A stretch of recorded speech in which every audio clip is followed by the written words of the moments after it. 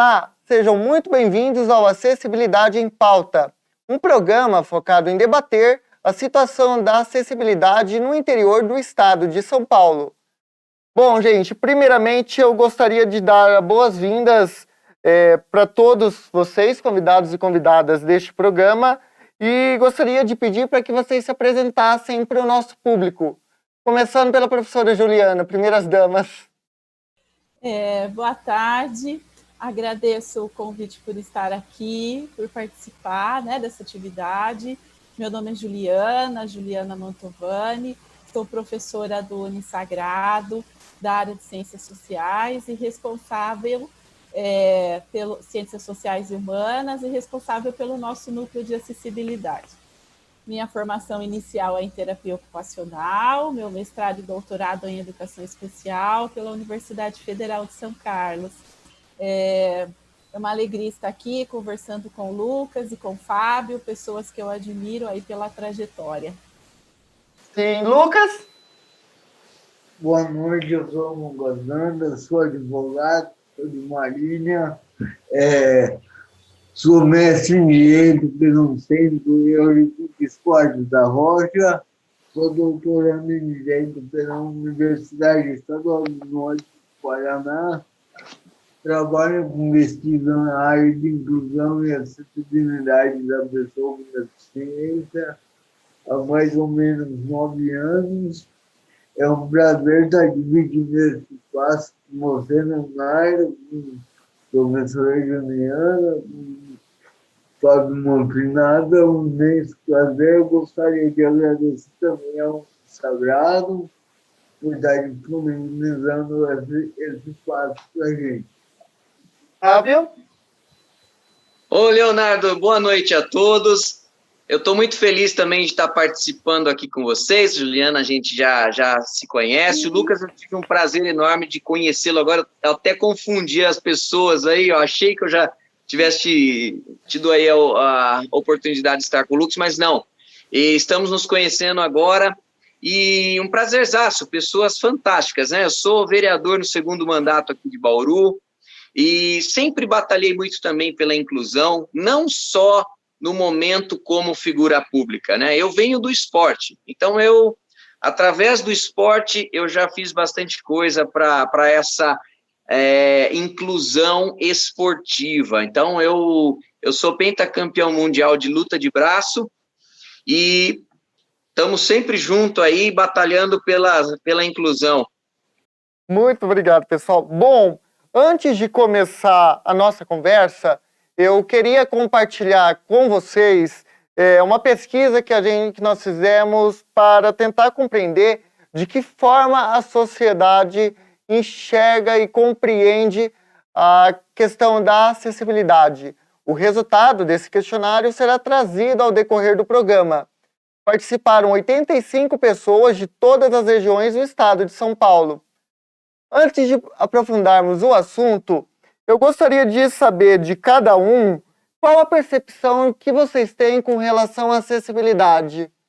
Professora Juliana.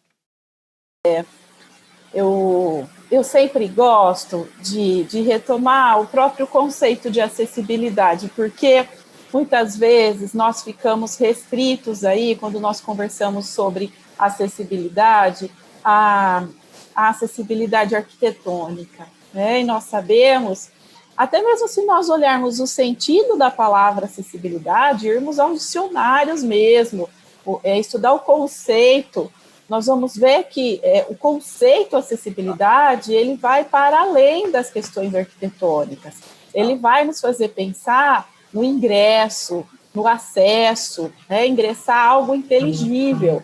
Então, eu gostaria que nós pensássemos nessa acessibilidade que não se restringe às estruturas arquitetônicas, embora elas sejam imprescindíveis e nós sabemos disso, o quanto que é difícil vermos elas aplicadas aí dentro das normas técnicas como devem ser.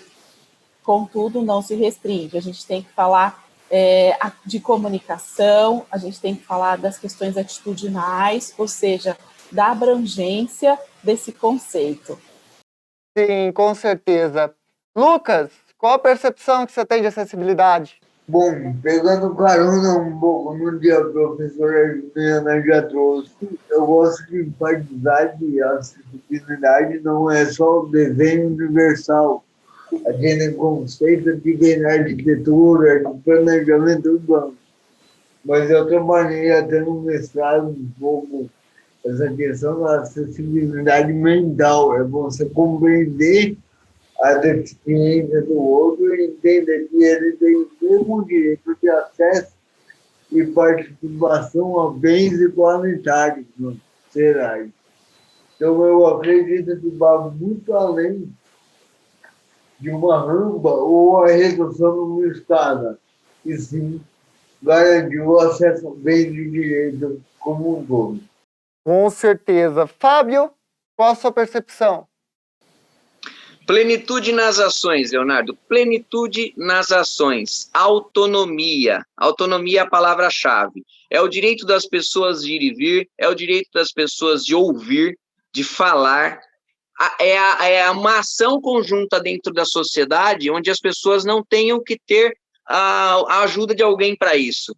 Ela se interagir, podendo ter recursos para isso. Isso, para mim, é uma acessibilidade plena. Sem dúvidas. Você falou aí do direito de ir e vir, né, que entra muito na questão do código da nossa Constituição. Ô, Lucas, como advogado, você acredita que o sistema jurídico brasileiro ele dá um bom suporte de garantir a acessibilidade? Você pode citar quais são as principais garantias que existem hoje para a gente? Bom, o suporte ele dá, a principal lei hoje que a gente trabalha é a Lei 13.146 de 2015, o Estatuto da Pessoa com Deficiência, que dá a garantia do transporte, a garantia de acesso, de participação democrática. Todavia, há uma diferença entre dar suporte e a realização prática desse direito. O que a gente chama na área jurídica de materialização dos direitos. Tem a lei, mas os direitos ainda são pouco materializados. Sim, sem dúvidas. E junto com essa questão toda, tem a questão da classe jurídica e política, né? A classe política também precisa estar antenada com esse tema. Os municípios da nossa região, Fábio, eles têm formulado leis próprias que favoreçam a acessibilidade, na sua visão? Eu acho que ainda muito bem passos lentos, viu, Leonardo? Eu trabalho muito com isso, eu sei a dificuldade que é legislar em cima de uma acessibilidade.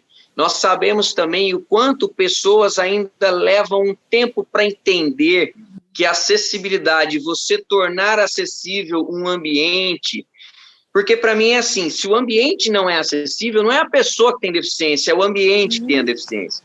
E é muito difícil para as pessoas ainda entenderem que você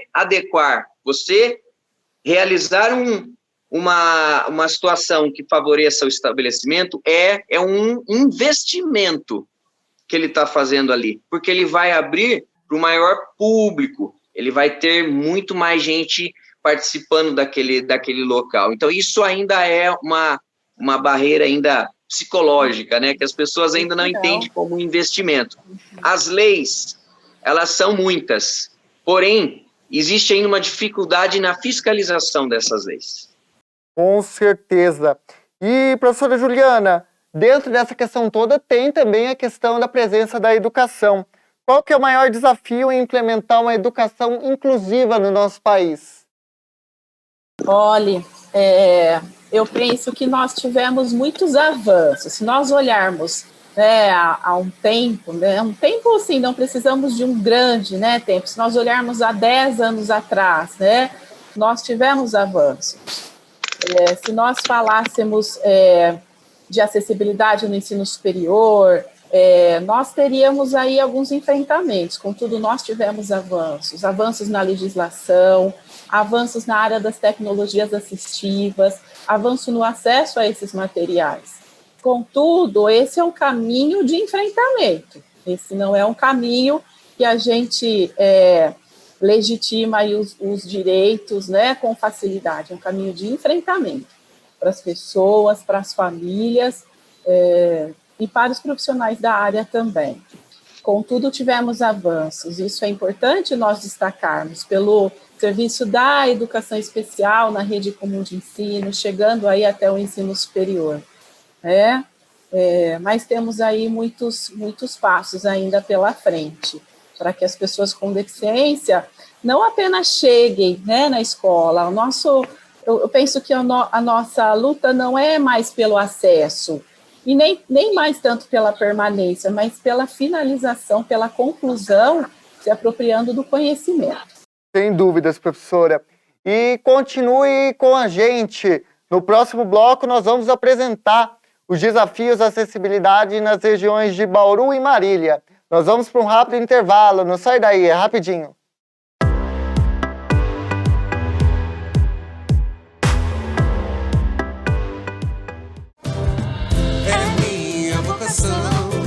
Te estender minha mão, porque juntos vamos caminhar. Vou te ajudar a chegar.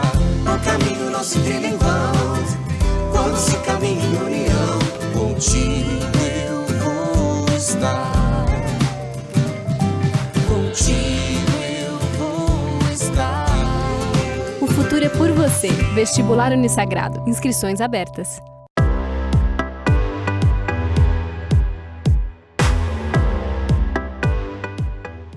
E nós estamos de volta com Acessibilidade em Pauta. Nós vamos continuar a nossa conversa sobre os desafios aqui no interior.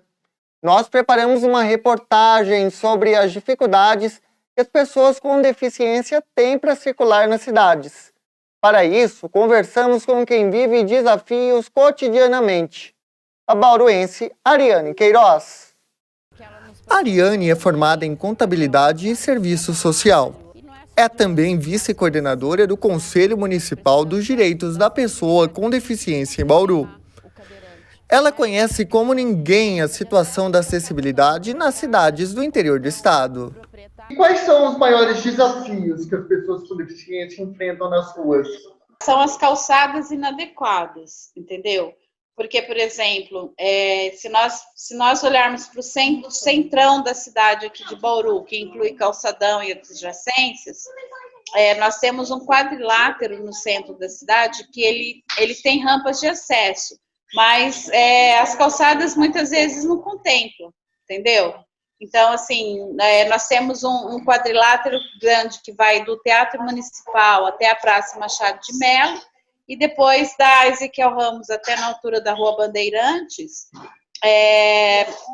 tem acessibilidade, mas saindo desse eixo, deixa muito a desejar. Agora, a Duque de Caxias, por exemplo, hoje ela tem uma rota acessível de ponta a ponta, entendeu? Do começo ao final, isso aí foi uma conquista recente. Inclusive, o pouco de acessibilidade que existe aqui na cidade, ela foi implementada e também determinada pelo Ministério Público, entendeu? Porque o poder público em si, por si só, ele não costuma fazer nada, né? Assim, se esperar a boa vontade, não rola. Como dito pela Ariane durante a entrevista, os pontos com falta de acessibilidade na cidade de Bauru estão localizados fora dos grandes centros da cidade. Um exemplo é aqui na esquina da Rua Antônio Garcia com a Benedito Moreira Pinto, onde há um ponto de ônibus sem nenhuma estrutura que proporcione conforto para pessoas com e sem deficiência. Além do ponto de ônibus, as calçadas do entorno não oferecem nenhuma rampa para pessoas com dificuldade de se locomover. No viaduto da 13 de maio, uma faixa de pedestres também não dispõe de rampas de acesso, uma barreira à independência das pessoas com mobilidade reduzida. Nas cidades ainda menores, isso também é comum. Em Lupércio, a 100 km de Bauru, a situação das calçadas preocupa. É difícil encontrar pontos que facilitem a vida da pessoa com deficiência. As únicas exceções da cidade são a Igreja Católica, os bancos, a escola, os supermercados e o posto de saúde. Por serem locais de grande circulação de pessoas, acabam por receber essas adaptações. A falta de acessibilidade leva a situações de desconforto e preconceito. Mas para a Ariane, que falou conosco no começo dessa reportagem, é possível reverter esse cenário. O preconceito, eu acho que ele só pode ser amenizado, não destruído, mas amenizado por meio do conhecimento, entendeu? Então, a partir do momento que a pessoa que não tem deficiência começa a conviver com uma pessoa com deficiência, ela passa a enxergar o potencial dessa pessoa e não a sua deficiência. Nós mostramos também, pessoal, a situação de Bauru, mas outras cidades também apresentam essas mesmas dificuldades. Como mudar essa situação? Maior pressão da sociedade, um maior comprometimento do poder público? De que forma que a gente pode mudar essa situação toda? Eu penso que a participação do movimento das pessoas com deficiência, como aparece na matéria, ela é o primeiro passo, né? Nada de nós sem nós. Então, é importantíssimo que tenha aí a participação do movimento organizado das pessoas com deficiência, mostrando, então, quais são os avanços e os pontos que a gente precisa superar, que nós sabemos que existem muitos, né? Sim. Fábio? Eu vejo da mesma forma. O poder público, o legislador, como na situação de legislador, você fiscaliza, você não tem como executar. Agora, enquanto execução do serviço, eu, falando do meu caso próprio, tá? Apontei vários lugares em Bauru e, graças a Deus, nós conseguimos, sim, fazer muita coisa em Bauru e foi feita através dos nossos apontamentos. O que eu acho é que a categoria que se diz representada, eles têm também, sim, que ter essa organização entre eles, né? E acabar um pouco com aquela concorrência que é desnecessária, como em todas as organizações, em todos os segmentos, existe, mas eu acho que deve deixar isso de lado um pouquinho e trabalhar mais unido, né? Trabalhar mais em prol à cidade, à sociedade, e a gente conseguir fazer um trabalho nesse sentido. Passos lentos, como disse lá atrás. Com certeza, união, mas a passos lentos. Lucas? Se você for dar uma estudada no movimento de luta das pessoas com deficiência, ele se constituiu na década de 70, ainda no Reino Unido, bem bom para a América do Norte, e aqui no Brasil ele surgiu com a redemocratização, mais especificamente em 90. De lá para cá, a gente vê que toda conquista de direito foi feita por luta. Luta de você querer o direito, mas também fiscalizar a execução deste direito. Então, eu acho que todo ajuntamento, por assim dizer, de pessoas com deficiência com um fim comum, ele vai dar resultado a longo prazo na concretização do direito. Mas, pessoal, no âmbito da educação, isso tanto para o Lucas, como para o Fábio, quanto para a Juliana, no âmbito da educação, como que vocês avaliam a estrutura de acessibilidade ofertada pelas instituições de ensino, começando por quem entende muito bem do assunto, professora Juliana? Quando a gente fala da educação escolar, né, é importante a gente pensar que existem aí os serviços de educação especial nas escolas, como um direito, e nós devemos aí lutar pela emancipação desse serviço, e não pela sobrecarga aí de trabalho aos professores, né? Nós temos que sempre pensar que o trabalho da educação especial, da escolarização do estudante com deficiência tem que vir ao encontro, não vir de encontro com as condições de trabalho dos professores. Então, é por isso que é imprescindível que tenha nas escolas o trabalho do professor de educação especial também, para assessorar esse serviço e acompanhar a trajetória de escolarização do estudante no que for necessário, né? Existem vários pontos para nós conversarmos, mas eu penso que um importantíssimo é, então, que esse estudante possa concluir os seus estudos aí até o nível que ele desejar. Com toda certeza, né? Liberdade de todo mundo para poder estudar. Fábio? Pleno acordo com a Juliana, a gente tem que entender que existe uma sobrecarga a professores e essas crianças que precisam de um professor de apoio, elas têm por direito ter esse professor de apoio. E, ultimamente, as famílias estão tendo que exigir esse direito, e não é assim que devia acontecer. Ou seja, a acessibilidade já tem esse princípio também. Muitas pessoas estão tendo que exigir o acesso, principalmente a educação. Então, isso acaba dificultando. A pessoa ela já tem algumas barreiras para que ela possa ir para a escola. Chegou na escola, ela vai encontrar outras barreiras, acaba desanimando o próprio aluno, a própria família. Então, isso aí precisa ser corrigido o mais rápido possível e manter essa inclusão, que essa sim é necessária para as crianças. Sim, com toda certeza. Lucas? Bom, a gente está vivendo um momento crítico quando toca nesse assunto, porque está se retomando uma discussão que, ao meu ver, é inconstitucional e inconvencional, porque fere tratado internacional, que é a volta das classes especiais. Eu fui oriundo de uma classe especial, então eu falo com um pouco de propriedade sobre o tema. Porém, o artigo 28 do Estatuto da Pessoa com Deficiência garante esse amplo acesso, essa participação, e realmente vai ser a luta desse grupo de pessoas que vai conseguir manter e efetivar esse artigo 28.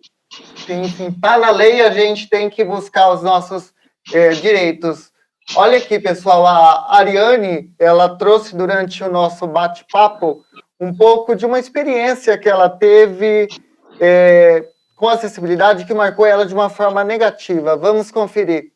Eu passei por uma experiência uma vez, estávamos eu e uma amiga minha, ela também é cadeirante, nós estávamos de carro, ela estava dirigindo, eu estava acompanhando.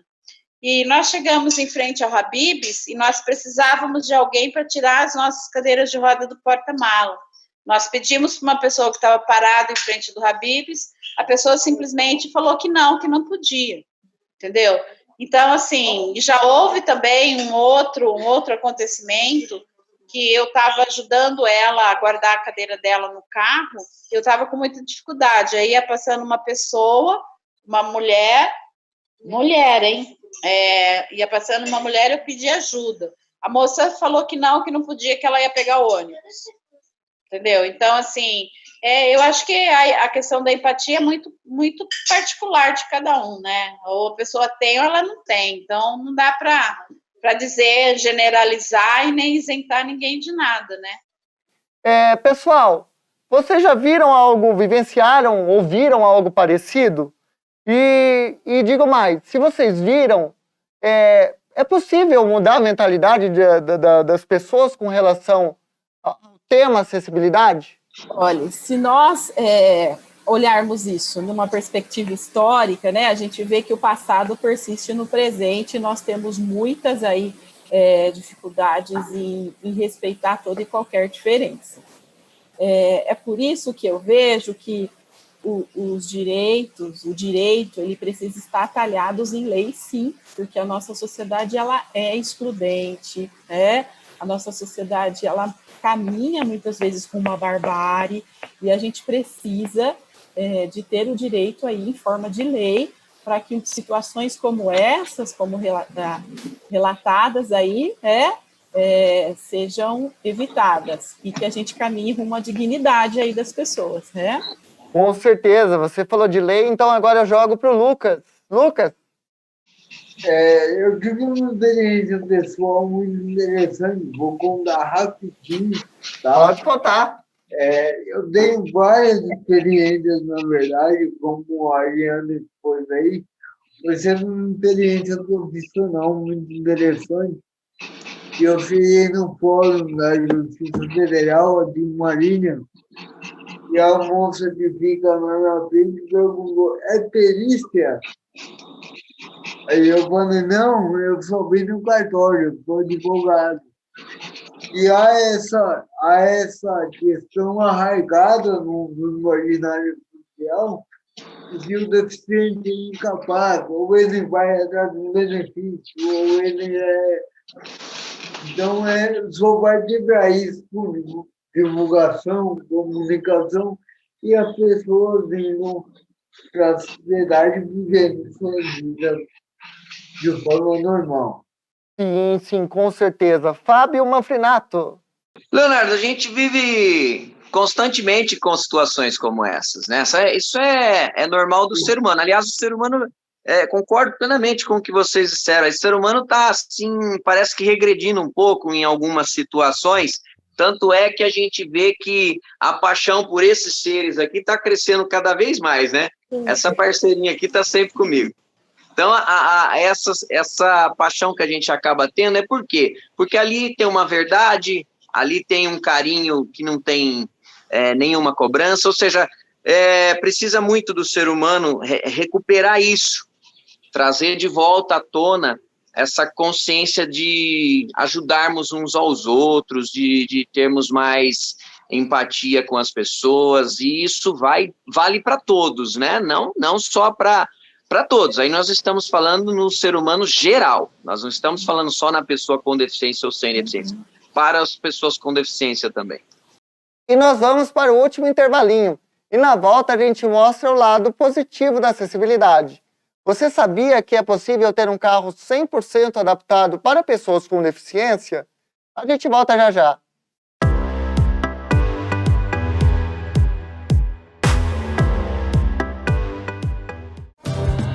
É minha vocação te estender minha mão, porque juntos vamos caminhar. Vou te ajudar a chegar. O caminho nosso trilha em vão. Quando se caminha em união, contigo eu vou estar. Contigo eu vou estar. O futuro é por você. Vestibular Unisagrado. Inscrições abertas.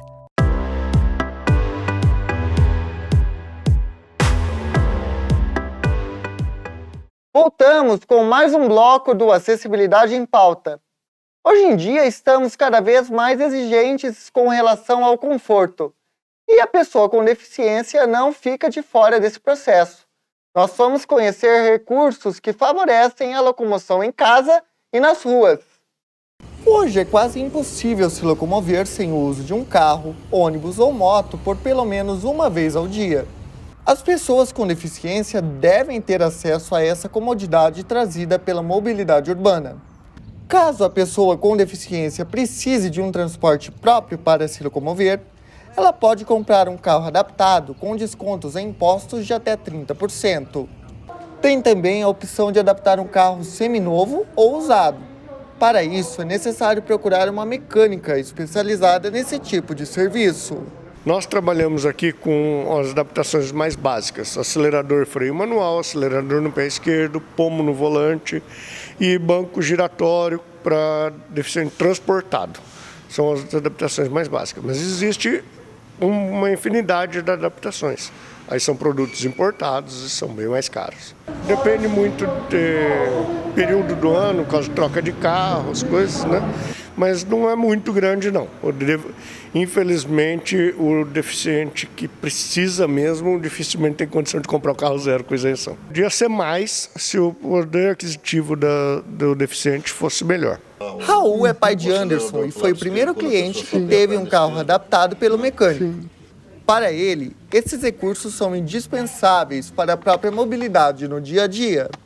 Eu tenho meu carro adaptado para do meu uso, né, que eu dirijo, mas estou usando pouco também, porque fico a maior parte do tempo aqui dentro de casa.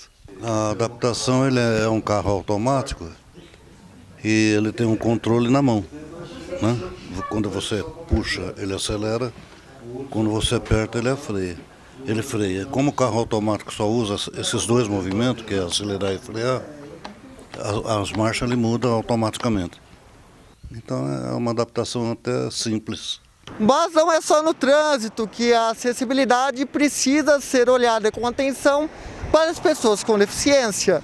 O lar do oscilar das nossas casas também precisa ser um ponto de muito conforto para todo tipo de pessoa, com ou sem deficiência. Giovana é professora de arquitetura e ressalta a importância de uma adaptação residencial bem planejada para a independência da pessoa com deficiência. Na nossa disciplina, né, que a gente trabalha acessibilidade, eu sempre trabalho bastante com os alunos a respeito de ser flexível, né? Então, oferecer possibilidades de uso, alcance, independente, né, das competências, das habilidades, das capacidades das pessoas. Então, a gente sempre vai procurar atender aí a todas as expectativas das pessoas. Ela explica que até a pandemia da Covid-19 tem feito os profissionais revisarem conceitos de acessibilidade.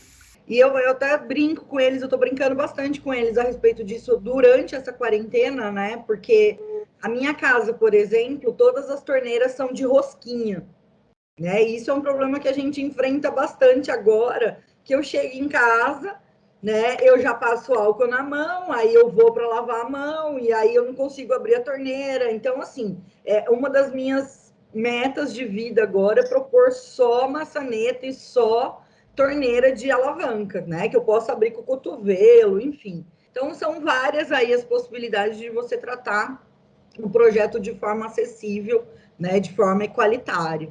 Quando falamos de adaptação residencial, o design é outra área que busca melhorar a qualidade de vida das pessoas com deficiência. A coordenadora do curso do Unisagrado destaca como o design contribui para uma casa mais funcional e inclusiva. Então, o design, de forma geral, né, ele já se propõe a entregar soluções de uso, mas o design ergonômico vai olhar de maneira mais especial, vamos dizer assim, as capacidades, habilidades, né, e necessidades das pessoas frente àqueles usos, aquelas necessidades de uso, no sentido de adaptar as interfaces. Seja no trânsito ou em casa, é importante que a pessoa com deficiência física tenha a possibilidade de viver com total independência. Garantir a locomoção é garantir a liberdade. Pessoal, vocês acreditam que o acesso a esses benefícios é fácil para todo mundo? Começando pela professora Juliana. Não, não é um acesso fácil, né? Embora nós tenhamos aí algumas conquistas, né? Ainda é um acesso difícil, ainda é um acesso burocrático, nós não podemos dizer que é um acesso democratizado ainda. Sim, com certeza. Fábio Mafrinato. De maneira alguma. Nós sabemos que muitas pessoas têm dificuldade financeira, não vamos nem falar num veículo adaptado, uma própria cadeira de roda que a pessoa não tem condições de comprar, e a burocracia para que essa pessoa consiga essa cadeira é muito grande. Quando a pessoa tem condições de comprar o veículo com as isenções, ela tem que passar por todo um trâmite que também é extremamente difícil para a pessoa fazer sozinha, o que abre brecha para outras pessoas cobrarem um valor exorbitante também só para fazer um trâmite de isenção. Aí ainda tem o valor da adaptação, que também não é baixo, para que a pessoa possa ter no seu veículo. Precisa sim desses, como a gente pode chamar, são essas isenções que vai ajudar a pessoa, porém, existe um caminho muito difícil ainda pela frente. Com certeza. Lucas? É um caminho muito complicado, até porque uma cadeira, um suporte, um transfer, um andador são muito caros e a maioria da população deficiente é de classe média ou baixa renda. Até tem alguns estudos nessa área. Então, é um acesso que, na verdade, não é acesso, existe. Mas o público que consegue se utilizar é excelente. Sim, com certeza. Pessoal, aqui a gente tem duas pessoas, né, que é o Fábio e o Lucas, que vivem, né, essa questão da acessibilidade de uma forma muito intensa. Como que é para vocês essa questão da acessibilidade, tanto em casa como num veículo, num carro? Leonardo, eu tenho meu veículo adaptado, eu já faz um bom tempo que eu utilizo das isenções na aquisição do veículo. Na minha casa, a minha deficiência, ela não me restringe tanto, ou seja, eu não tenho preocupações com adaptações na minha casa. Mas, claro, faço uso de elevadores. Se não fosse esse sistema, seria mais difícil, porque se fosse só a escada também prejudicaria. O meu caso foi pólio, né, paralisia infantil. Ando com muletas e sinto isso, sim, todos os dias. Mas no meu conviver aqui no meu dia a dia, eu tenho uma tranquilidade maior, graças a esses benefícios que a gente pode contar, que a gente pode, graças a Deus, ter condições também de ter o meu próprio veículo. Isso chama-se liberdade e as facilidades dentro da nossa própria casa. Sim, com certeza. Lucas Dantas, direto de Marília. Bom, eu não dirijo, tá? Eu não tenho guarda, não vou tirar guarda, eu tenho um carro, tá? Quem dirige a minha noiva, o meu carro, e na verdade eu venho dela. Então quem dirige é ela ou meu pai dirige para mim. Sim. Mas aqui em casa, estando lá no escritório, a gente vai se adaptando. E na verdade a nossa vida segue normal. É um negócio interessante para quem está de fora da deficiência. As nossas adaptações são tão normais que para a gente é o normal, é o comum. Sim, sim, claro. Pessoal, o lazer é um caso também que é uma área que pode e deve ser inclusiva, né? Um exemplo está em Santa Cruz do Rio Pardo, vocês estão vendo aí as imagens, onde tem uma piscina com todos os recursos de acessibilidade para pessoas com deficiência. Como que é para vocês, na vida de vocês, a experiência com relação à acessibilidade? Começando pelo Lucas. Bom, eu sempre consegui sair, sempre, desde criança. Agora a gente está mais restrito para um período pandêmico, tá? Mas eu gosto de viajar. Já fui no Nordeste 2 vezes, já fui para o Sul. Mas sempre que a gente vai para algum lugar, a gente sempre pergunta, tem quarto adaptado, tem cadeira de roda no hotel, a cidade tem condições de receber. Essas aí são cautelas básicas até para não frustrar o momento de lazer. Mas tirando isso, vida que segue. Isso mesmo, vida que segue. Fábio Mafrinato. Eu também tenho uma vontade muito grande de passear, então meu lazer preferido é viagem. Eu sempre tive isso desde de pequeno, né, viajando com os meus pais, mas o esporte também faz parte da minha vida. Então, um dos meus lazeres também é treinar, porque o meu esporte é luta de braço, tanto é que eu consegui criar uma equipe de luta de braço aqui em Bauru, e essa equipe, ela treinava na Praça Paradesportiva, que foi um dos meus projetos aqui em Bauru, símbolo de inclusão, símbolo de acessibilidade, que ficou conhecido em todo o estado de São Paulo também. E agora ela deve passar por uma manutenção, uma reforma, para ter de novo a vida que ela merece, para receber todas as pessoas aí de braços abertos. Com certeza. Professora Juliana, qual a percepção que você tem da acessibilidade no lazer? Acessibilidade e bem-estar são dois assuntos que se encontram, né? Então, nós precisamos aí que toda pessoa tenha a garantia do seu bem-estar, né? Se nós falamos tanto de qualidade de vida, nós precisamos aí caminhar rumo ao autocuidado e ao bem-estar. Sabemos que a nossa sociedade, ela apresenta vários limites em relação a isso, mas nós temos que construir essa cultura de direito ao bem-estar, para que as pessoas usufruam e vivenciem isso. Sim, sim, com certeza.